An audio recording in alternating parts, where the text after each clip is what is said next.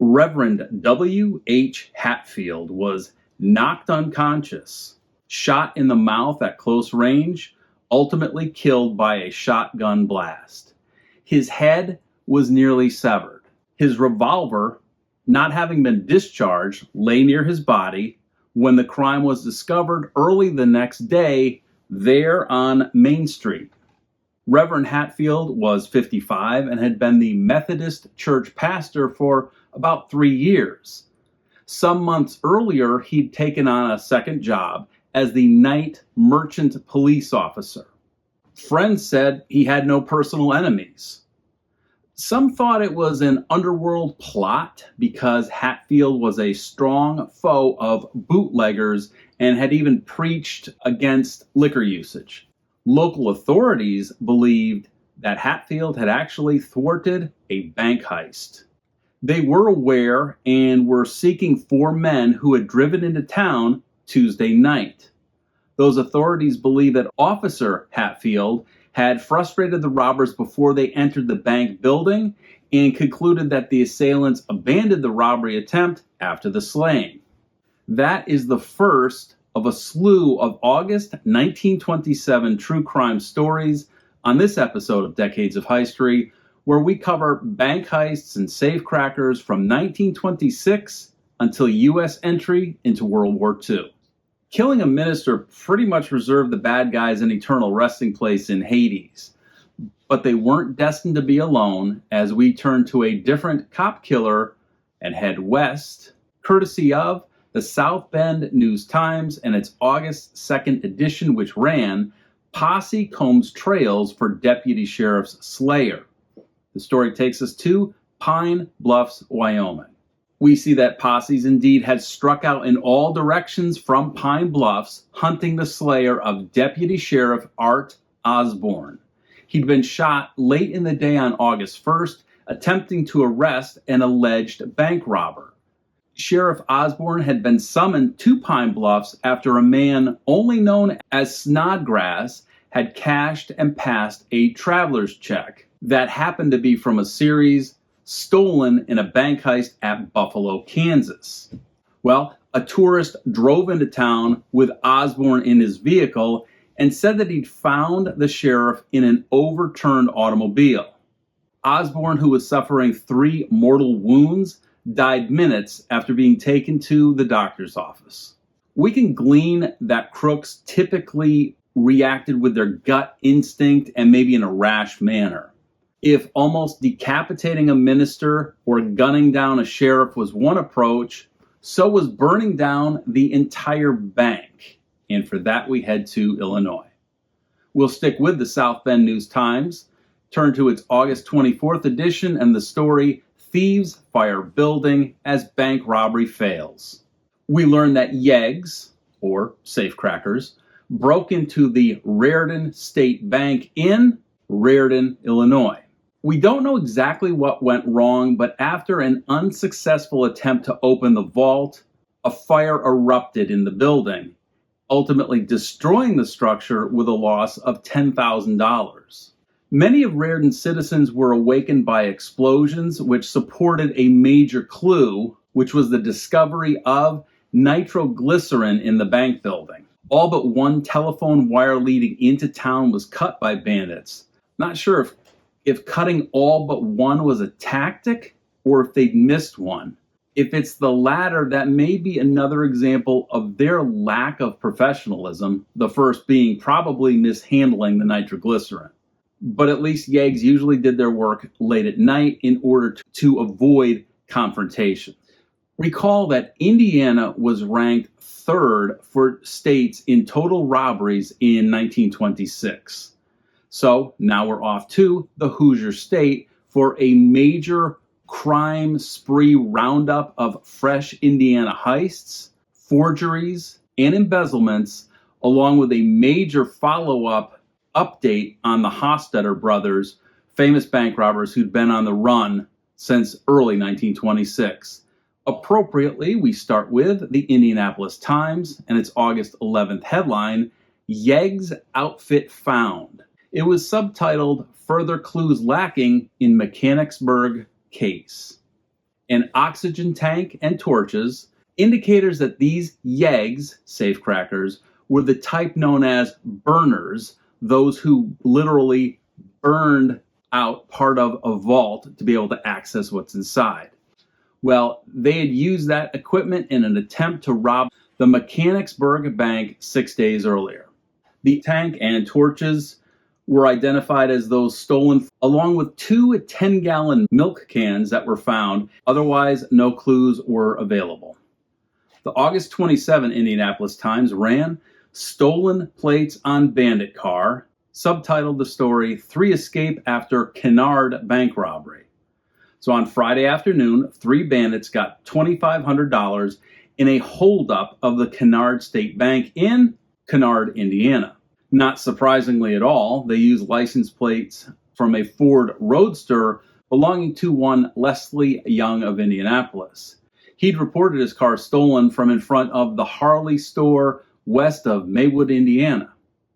Charles Pearson, a cashier, and his wife, an assistant cashier, were alone in the bank when one of 2 robbers who entered the bank together presented a $5 bill for Mr. Pearson to make change. As Pearson turned to get change, the man drew a revolver, thereby covering Pearson. Meanwhile, the other robber entered the teller's cage and gathered practically all the cash he could find, leaving a few pennies in that initial $5 bill. A third bandit was ready in the getaway car and quickly spirited them away. Our next crew was a trio, members of which had prisoner jail escapes in the past, but we're getting ready to meet them in jail. This is in reference to the Augusta State Bank heist, where 3 bandits stole what at first was thought to be about $3,000, but turned out to be $4,885, according to cashier Robert E. Huffman. So here's what happened. The bandits entered the bank and forced cashier Stella Cobble and customer Mrs. Earl Potter, along with Huffman, to lie on the floor as they rifled through a cash drawer. The bandits escaped in a light touring car heading south from New Augusta toward the Lafayette Road. Well, the August 10th South Bend News-Times ran "New Augusta Bandit Trio Linked with Paragon Job." The successful heist of the Paragon State Bank had occurred, quote, "a short time ago," but since then, there was no trace of the robbers. So private detectives were called in on this new Augusta heist using clues that were found in the Paragon job. And they got further information from Robert Hoffman. I assume Hoffman and Huffman are the same person. He said that the bandits seemed experienced, quote, "they strolled deliberately into the institution," end quote. The robbers glanced around and noticed only 2 employees, but they gave no indication of their purpose. They drew their guns simultaneously, robbed the bank, and walked out slowly. Well, 9 days passed until the South Bend News-Times ran a real update story. "Foil Trio's Plan to Escape Jail." It was subtitled, "Connersville Sheriff Finds Saws and Files on Prisoners." So it looks like a lot occurred during that 9-day interim. We head to Connersville, Indiana, where a stool pigeon, who was a Dayton detective, had been locked in a cell by Sheriff Frank Swift. The unnamed detective, quote, "wormed his way into the confidence of all 3 prisoners," end quote. That included Louis Batoff and Laith Davis, both of Bedford, and, suspects in the Paragon State Bank heist, along with a Chester Strader from Muncie, Indiana, and this detective learned about the plot to escape. Guards ended up confiscating 2 hacksaws, 1 steel bar, and a knife, which were found in the men's clothing, yet somehow all 3 denied knowledge of where it had come from when they were confronted by Sheriff Swift. Now, Strader had been held for Kentucky authorities for a jewelry store robbery in Carrollton, Kentucky. Batoff and Davis, however, confessed to a number of robberies in Indiana and were also being held on carrying concealed weapons. Attempts to identify them as the Paragon State Bank bandits thus far failed. The Evening Star ran, "Bank robbed of $11,000. This was in its August 23 edition. In very sparse and Spartan language, they noted that 3 men held up the 42nd State Bank on the north side today. This was in Indianapolis. 1 robber covered the customer with a gun, while the other 2 looted the vault." But this story is so much bigger than the plainly written blurb. Thankfully, that same day's Indianapolis Times ran a detail-laden story titled, "Bandits Beat Armored Car to Bank Cash. Loot of more than $10,000 taken at 42nd Street Institution." It's further subtitled, "Airplanes Aid Police." And lastly subtitled, "Money Being Prepared for Transfer Scooped from Cashier's Table." So this is how it occurred.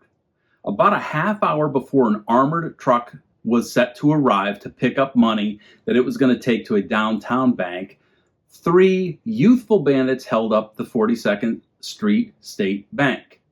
Inside the bank, a J. Clark Mills, the cashier, prepared the money to turn over to the Merchants Trucking Company armored truck. Depending on which line we're to believe from the same story, either 3 robbers entered quietly, dressed in light suits, wearing caps, or bandits entered waving revolvers. Regardless, it sounds like one was stationed at the door and all of them drew their guns. A customer, F.L. Aurelia, was presenting a check to be certified when the bandits entered. They actually took $6 from his pocketbook. The tallest robber tried to open the door leading into the cages, but the door handle twisted off in his hand, so he ended up jumping the 7-foot-high partition. A second bandit jumped it too, and they herded the 5 bank employees and a state bank examiner named J.M. West and 3 customers into the vault. During the entirety of the robbery, 9 or 10 more customers would enter the bank and were subsequently also put in the vault. The robbers gathered about $3,000 of loose bills from the cages, and they scooped up the remainder, which was $7,200 wrapped neatly in a package for the armored truck. Quote, "Lie down on your face and keep still. We won't hurt you. If you move, it will be too bad," end quote, said one of the robbers. Well, a Perry A. Adams, quote, "was standing at a teller's window when I heard someone behind me say, 'Crack the son of a gun if he don't get down,' end quote. This Adams turned just in time to see someone strike at him with an automatic pistol. He stepped back and, obeying the order, dropped to his knees. Cashiers P.M. Rodenhamel and Milton Mills, along with assistant cashier Joseph P. Henley and bookkeeper Miss Ellen Lacey, were some of the other employees in the bank. Ellen Lacey, quote, "I saw a man climbing over the cage and noticed he had a gun. It just occurred to me then that maybe it was a holdup," end quote. Well, a 4th man waited outside in an old Chevy touring getaway car in which they ultimately fled. 2 police emergency squads, a deputy sheriff, and 4 police motor squads were aided in the hunt by 2 U.S. Army planes from Schoenfield at Fort Benjamin Harrison. Flyers circled the city observing all the roads leading out of town. William J. Clark added a reward of $250 to be paid for the arrest of each bandit. The next day's South Bend News-Times noted differently and perhaps erroneously that in total the 4 heavily armed youths forced 17 persons to lie on the floor. In this version, crooks entered just before noon and announced, quote, "Everybody hands up and be damn quick about it," end quote.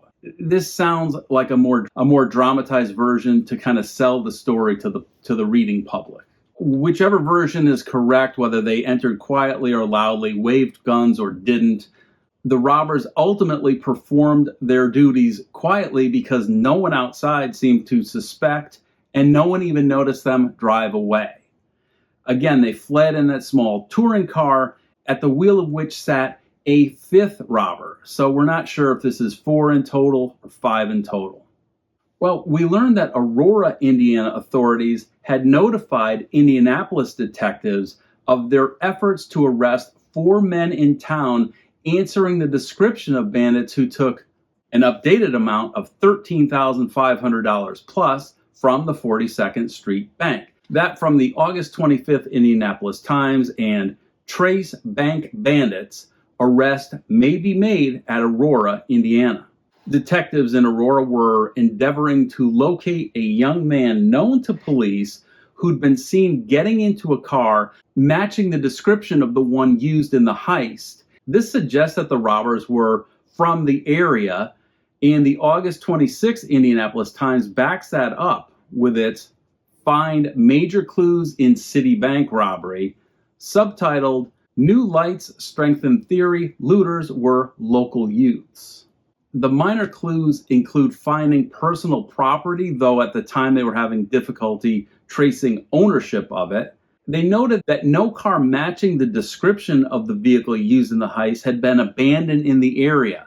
So either they escaped way outside of the area, or they knew the area so well and were able to hide the car in a garage somewhere near the scene of the crime. In an Indiana follow-up from the past, Hostetters to face trial here, federal judge releases 2 alleged bandits. This from the August 4th Indianapolis Times. We see that federal Judge Hazen of Buffalo, New York, signed an order releasing Howard and Robert Hostetter, who were wanted in Indianapolis for bank robberies and one heck of a shootout that included striking a deputy sheriff and then escaping. The brothers had been held in Buffalo, New York on federal warrants for the violation of the Mann and Dyer Acts. Mildred Hostetter, alias Betty Miller, and Virginia Nelson, alias Mabel Myers, were, quote, said to be sweethearts of the Hostetters, end quote, and were serving 30-day sentences in the Allegheny County Workhouse in Pittsburgh on charges of disorderly conduct. The August 6 Indy Times ran extradite Hostetters, Buffalo police to turn bank robber suspects over. Sheriff Omar Hawkins and Detective Sergeant John Gaughan were set to leave Indianapolis on Sunday to fetch the Hostetters and bring them back to face the music for the Southport State Bank heist, which occurred way back on February 6, 1926. In return, indeed, they did. The August 11th Indianapolis Times ran suspects in bank holdup jeer at law. Hostetters defiant as they are brought back to city from Buffalo. Quote, 2 youthful and rather defiant adventurers and would-be authors, end quote, who were indeed, quote, not averse to shooting to kill, end quote, were at the time being held in the Marion County Jail. Robert Hostetter, all of 22, and Howard, only 18, were playful and perhaps a bit unaware of what was really going on. Quote, we've had such a big time, we're going to write the story of our lives, end quote. One of them added, quote, we're not guilty of half of what we're charged with. They were indeed set to face a grand jury indictment for conspiracy to commit felony, auto banditry, robbery, grand larceny, all connected to that Southport State Bank heist, where they ended up ultimately getting about $1,600.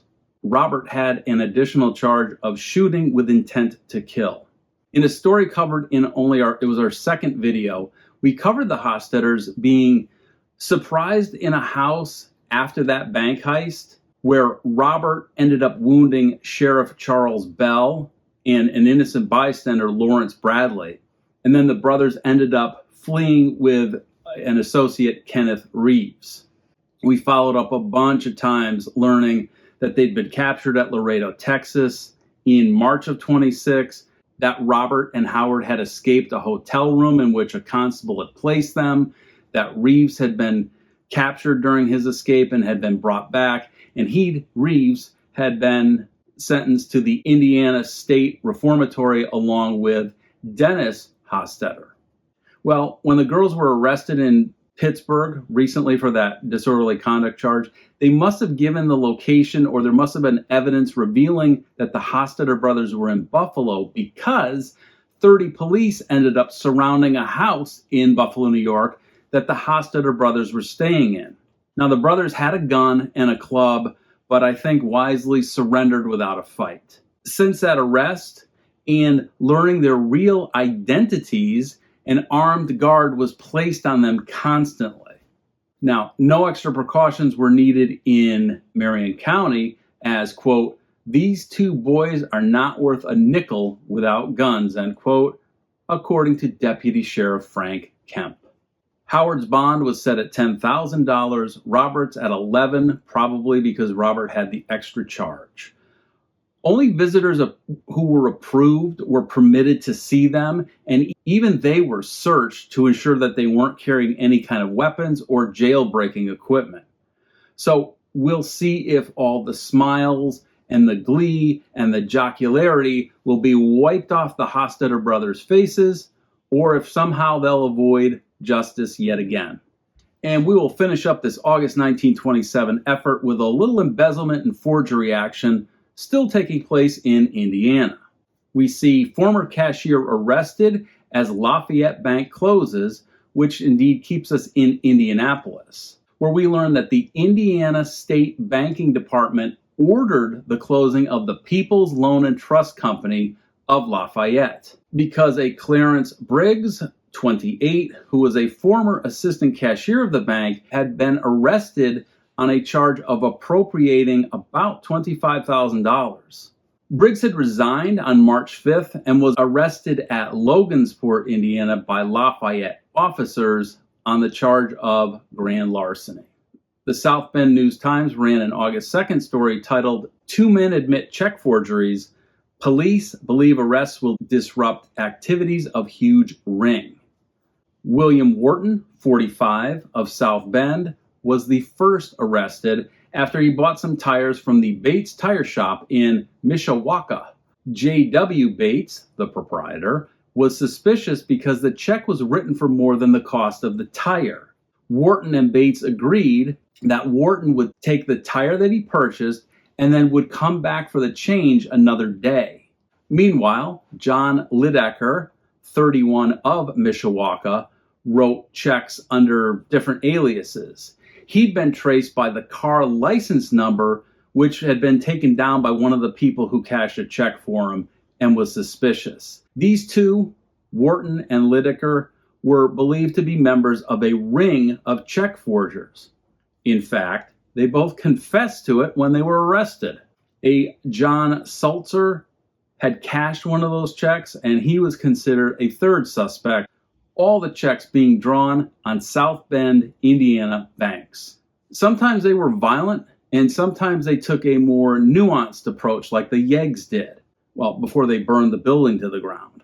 Some parts of the country were hotbeds for all sorts of crimes, and Indiana was definitely on fire with bank heists, planned yet foiled escapes, returning villains, petty forgers, and major embezzlers.